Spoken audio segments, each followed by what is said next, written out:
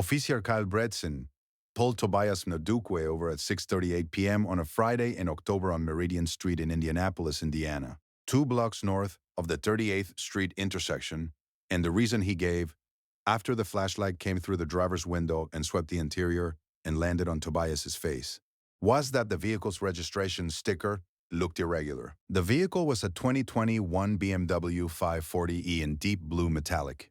It had 14,000 miles on the odometer. The registration sticker was current.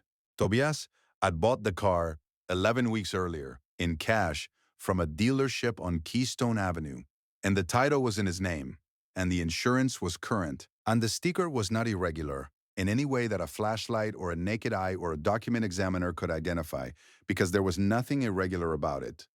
Officer Bredesen asked for license and registration. Tobias provided both. Bredesen took them back to the cruiser. He was gone for 9 minutes. Tobias sat with his hands visible on the wheel. The evening air smelled of the cold starting to come in, dry leaves and exhaust, and the specific metallic sharpness that arrives in Indianapolis in October when the temperature drops below 52 degrees. And a bus passed, going south on Meridian with its lights on, and 2 more cars slowed down as they went by, the way cars slow when they see a police cruiser behind a stopped vehicle. Bredesen came back. It said the registration had come back with a discrepancy. It cited the vehicle identification number on the registration did not match the VIN on the doorframe. He said Tobias needed to step out of the car. Tobias sighed calmly. "That's not possible. I bought this car 11 weeks ago. The paperwork is in the glove compartment." Bredesen said, "Sir, I need you to step out of the vehicle." Tobias sighed. "I'd like to call my attorney." Bredesen opened the door. It was not rough about it, which was the interesting part. The part that Tobias would turn over in his mind for the next several months, not because it confused him, but because it clarified something. Bredesen was not angry. He was not making an example. He was performing a procedure he had decided. Before he ran the plates, before the flashlight came through the window, before the 9 minutes in the cruiser was appropriate for this situation. The decision had been made at the moment he saw the face. Everything after that was paperwork. Tobias was put in zip ties, not handcuffs, zip ties, which are used when there is urgency and no time for the standard equipment, which there was not, and placed in the back of the cruiser. The car was called in as a potential stolen vehicle. A second unit arrived within 7 minutes, lights on. The 2021 BMW 540i in deep blue metallic was impounded from Meridian Street at 6:59 p.m. on a Friday in October. Tobias Ndukwe was 44 years old. It was 6 feet, 188 pounds, with close-cut hair and the kind of face that is always younger than its age. His students, over the years, have remarked on this with the consistency of people who cannot quite believe it. He was wearing dark gray slacks and a white Oxford shirt, with the top button open, and a charcoal blazer he had owned for 8 years, resoled and relined once. That had been so well maintained, it still looked like it was in its first year of life. He smelled faintly of cedar and old paper, which was the smell of his office, which was the smell of his life. He had spent most of his adult life in rooms full of books and had stopped noticing it himself long ago, though other people noticed it immediately. In the breast pocket of the blazer he kept, on the days he was traveling anywhere he had not been before, a small folded card his mother had given him when he left for law school, a handwritten list of the names and phone numbers of 3 attorneys in 3 cities who had agreed at his mother's personal request to answer if he called. 2 of the names were lawyers she had met through her church in Lagos before the family came to Indianapolis in 1989. The third was a woman she had met once at a conference and whose number she had kept for 16 years against this specific contingency. His mother was a woman who understood the difference between optimism and preparation. He had never used the list. He had kept the card in the blazer's breast pocket for 22 years because she had given it to him and because having it there was its own kind of instruction about the world. He had been a law professor at Indiana University, Robert H. McKinney School of Law, for 11 years. He taught constitutional law and federal courts. He had published 4 books. The most recent, On the Structural Limits of Qualified Immunity, had been cited in 2 circuit court opinions and 1 Supreme Court dissent in the 3 years since it was published. He had a sabbatical manuscript sitting on his desk at home about administrative deference doctrine. 160 pages in, that he had been hoping to finish by December. In his glove compartment, along with the registration, was a copy of the dealership purchase agreement, the title transfer document, and a business card from the finance officer at the dealership on Keystone Avenue who had processed the transaction. It had put them there the week he bought the car because he was a constitutional law professor who had been driving while black in American cities for 22 years, and he knew what paperwork was. 4. It told the officer at the impound processing desk the same thing he had told Bredesen. He was told the matter would be reviewed. It was held for 2 hours and 40 minutes at the precinct on North Meridian Street before the VIN discrepancy was identified as a data entry error in the department's motor vehicle lookup system. A transposición of 2 digits in the query that had produced an incorrect match. An error that the officer who ran the second check noted in his log as clerical input error, no actual discrepancy. The BMW was released from impound the following morning. Tobias was released at 9:21 p.m. on a Friday. He stood in the lobby and he straightened his blazer, the charcoal one, 8 years old, and he buttoned the top button of the Oxford shirt, and then unbuttoned it again because he had worn it open all day and he was not going to change himself for the lobby of a precinct at 9:21 at night. He ran his thumb along the mark on the left cuff from the zip tie. Then he reached into the breast pocket and took out his mother's card and unfolded it and looked at the third name on it. The Indianapolis attorney, the one his mother had met once at a conference and whose number she had kept for 16 years. He did not call that number. He refolded the card and put it back. He called an attorney from a payphone in the precinct lobby because his phone had died at 7:30. He stood in the lobby in the white Oxford shirt, which now had a mark on the left cuff from the zip tie, and he waited for his attorney to answer. She answered on the third ring. Her name was Constance Atcheby, and she had been practicing civil rights law in Indianapolis for 19 years. And she said, when he told her what happened, "Don't say anything to anyone else tonight. I'll meet you at your car tomorrow morning." She met him at the impound lot on West 16th Street at 8:30 a.m. Saturday. She walked around the BMW once, photographed the VIN plate on the doorframe, photographed the registration sticker, photographed the dealership sticker still on the rear window. She did not say much. When she finished, she said, "The input error is in their own log. That's their documentation of their own mistake." She looked at the registration sticker for a moment. There was never anything irregular about this sticker. He sighed, "No." She said, "They didn't arrest you because of the sticker." He said, "No, they didn't." She filed a civil rights complaint the following Tuesday. The complaint named Officer Kyle Bredesen and the Indianapolis Metropolitan Police Department. It cited the Fourth Amendment, the 14th Amendment, and a pattern of traffic stops in the district that Constance's office had been documenting since 2019. 47 stops of black male drivers on Meridian Street and the adjacent corridors in a 22-month period, 11 of which had resulted in vehicles being called in as potentially stolen. None of the 11 vehicles had been stolen. 6 of the 11 had been late-model luxury or near-luxury vehicles. None of the 6 drivers had been issued citations. If you feel where this is going, stay with me. Because what Tobias Nukwe does next is not what Officer Bredesen, the department's attorneys, or the Administrative Review Board expect. And it has been building for a very long time. The civil complaint moved through the system for 14 months. During those 14 months, Tobias taught his classes, attended faculty meetings, kept office hours, answered emails from his students at 11 p.m., because that was when they sent their most earnest questions and worked on the manuscript about administrative deference doctrine, which grew to 220 pages, and which he submitted to his publisher in March.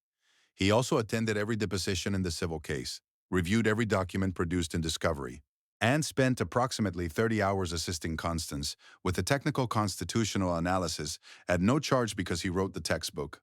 Literally, the textbook that the relevant sections of the complaint relied upon. It did not talk about the arrest in public. He mentioned it once in a seminar on police powers and Fourth Amendment limits as an anonymous illustrative example of pretextual stop doctrine. A recent case in which a vehicle registration input error was used post hoc to justify a stop initiated before any irregularity was identified, and let his students argue about it for 40 minutes, without telling them whose case it was. Tres of them arrived at the correct constitutional analysis independently. He told them at the end of the session that they were right and moved on. In January of the 14th month, Governor Eric Holcomb nominated Tobias Ndukwe to a seat on the Marion County Superior Court. The nomination was not a surprise to anyone who had been watching the legal community in Indiana for the previous 5 years. Tobias had been mentioned in 3 separate Indianapolis Star profiles on the state's emerging judicial talent. He had turned down a prior nomination in 2019 because the sabbatical manuscript wasn't finished. When the governor's office called in November to ask if he would accept the nomination this cycle, he said yes, he would. The confirmation process took 11 weeks. The Marion County Council conducted the review. It was, by all accounts, one of the least contested confirmation proceedings in the county's recent history. His academic record, his publications, his teaching evaluations, his demonstrated mastery of the constitutional material that a trial court judge needed daily, were sufficiently documented that the questioning was mostly ceremonial. It was confirmed on a vote of 27-4. He was sworn in on a Thursday afternoon in the rotunda of the City-County building on East Washington Street, with his wife and 2 sons in the front row, and Constance Achebe standing in the back of the room in a charcoal coat with her arms folded, and an expression that she would have described, if asked, as satisfied. The civil case against the Indianapolis Metropolitan Police Department had not been resolved at the time of his swearing in. It was still in the discovery phase. It had been assigned through the court's random rotation system to a Marion County Superior Court judge named Franklin Webb, who had been on the bench for 9 years and who managed the case competently and without drama. 3 months after Tobias took the bench, Judge Webb took a leave of absence for a medical procedure. His caseload was redistributed through the court's assignment system. On a Tuesday morning in September, Tobias Ndukwe received in the standard automated way that cases are transferred between judges the civil complaint of Ndukwe v. City of Indianapolis et al. His clerk, a young man named Marcus Olu, who was 2 months into his first clerkship and had the professional habit of printing full case summaries before bringing them to the judge's attention, placed the transfer notice on the desk with a summary attached. Tobias read the case number. He read the caption. He set the summary down on his desk and looked at the window. His chamber's window faced west, toward the White River and the afternoon light, and he sat with that for a moment. The peppermint tea in the mug on his desk had gone cool. The office smelled of cedar and old paper, the way it always smelled, the way all his offices had always smelled. He picked up the phone and called Constance Achebe. She picked up on the second ring. He told her about the transfer. There was a silence on the line. Not an empty silence, but the kind that contains thinking. And then she said, "You have to recuse." He sighed. "I know." She said, "But you know what this means." He sighed. "It means the rotation gave it to me, which means it gets assigned to whoever is next in the rotation after I recuse, which is Judge Amara Osei, who has been on the bench for 14 years and who wrote the opinion in the 2021 Stop and Frisk Challenge that I assigned to my constitutional law seminar for 3 years. Running. Constance sighed. "I know who Judge Osei is. I thought you might," he said. He filed the recusal notice the same afternoon, citing the obvious conflict, with a 1-paragraph statement that was correct in every legal particular and revealed nothing beyond what the procedural rules required. The case was transferred to Judge Amara Osei by the following morning. Now, the administrative disciplinary hearing for Officer Kyle Bredesen, which had been initiated by the department's Internal Affairs Division 8 months after the arrest, following the filing of the civil complaint and the pattern documentation Constance had produced, was a separate proceeding from the civil case. It moved on its own schedule through the department's disciplinary system. It was not a court proceeding. It was an administrative hearing before a 3-member review panel convened by the department's Office of Professional Conduct. But administrative hearings require a presiding officer, a neutral arbiter, typically an attorney or a retired judge, appointed by the county to oversee the proceeding. The appointment was made by the Marion County Superior Court. Tobias Ndukwe had been on the bench for 4 months when the request came through his clerk's office for the court to appoint a presiding officer for an Indianapolis Metropolitan Police Department. Disciplinary hearing. The case number on the request was different from the civil case number. The officer named in the disciplinary matter was identified only by badge number in the administrative paperwork, a standard anonymization protocol used in internal disciplinary proceedings prior to a finding. His clerk, Marcus, brought the request in with the morning pile on a Thursday. Tobias read it. He looked at the badge number. He looked at the date of the underlying incident, October 2 years prior, Meridian Street. He looked at the badge number again. He called the court administrator's office. He confirmed that the appointment was his to make, that no conflict rules attached to an appointing judge who was not the presiding officer, and that the presiding officer he appointed would conduct the hearing independently. He confirmed this twice, from two separate procedural sources, because he was a constitutional law professor and he understood the difference between the thing itself and the appearance of the thing, and he was not going to blur that line. Then he made the appointment. He appointed a retired appellate judge named Adelaide Mensah, 71 years old, 31 years on the bench before her retirement, author of 14 published opinions on police procedure, administrative law, and civil rights, and the most meticulous procedural mind Tobias had encountered in 20 years of legal work. She had taught him evidence in his first year of law school. She had assigned him his first moot court problem. She had written him a recommendation for his first law review position that he still kept, folded, in the inside cover of his first published book. She was the most qualified person he knew for the work. That was the entirety of his reasoning, and it was also true. Adelaide Mensah conducted the disciplinary hearing over 2 days in November. She reviewed the traffic stop record, the motor vehicle lookup log showing the data entry error, the impound documentation, the 47 stop pattern data Constance had produced in civil discovery, and the internal affairs investigation file. She questioned Officer Bredesen for 3 hours on the first day. She questioned the officer who had run the second VIN check, the one whose log noted clerical input error, no actual discrepancy, for 90 minutes on the second morning.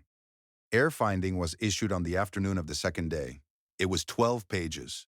It found that Officer Bredesen had conducted a traffic stop without reasonable articulable suspicion, had called in a vehicle as potentially stolen based on a query error he had not verified before making the call, and had initiated a vehicle impoundment that caused material harm to the driver.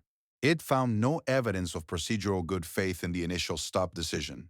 It recommended termination, forfeiture of 6 months of accrued pension benefits under the department's misconduct penalty schedule, and mandatory entry into the department's pattern conduct monitoring program for a period of 3 years.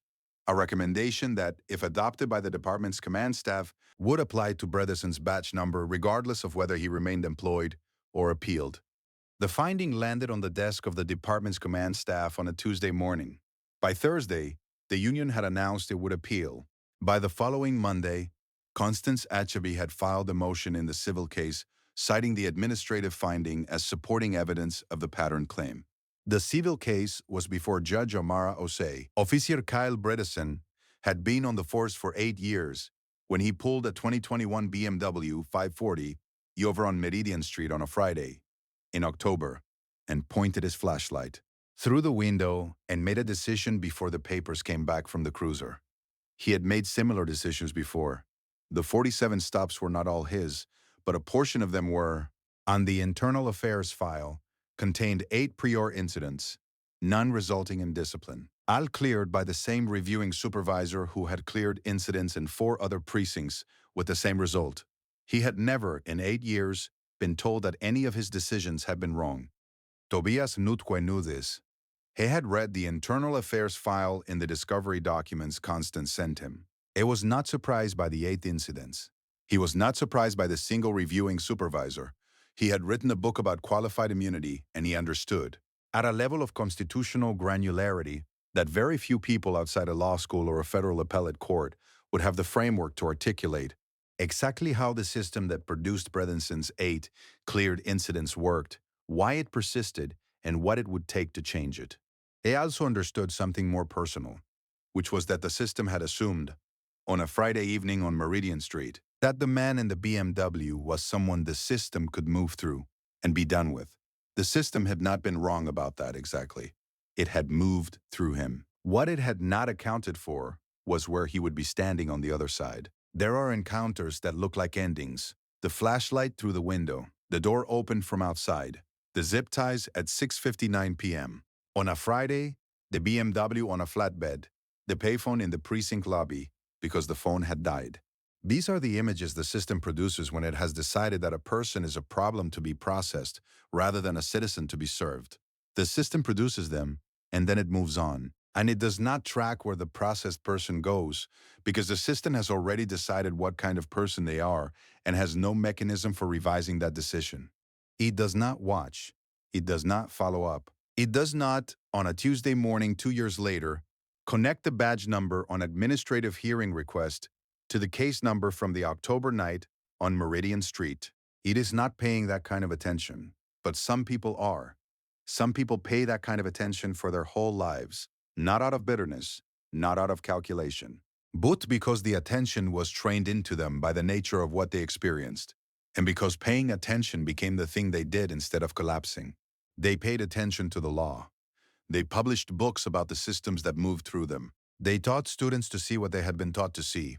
They waited in precinct lobbies for their attorneys and remembered every document in their glove compartment, and they kept going. You do not change a system by being inside it. You change it by being inside it and being the person no one calculated for.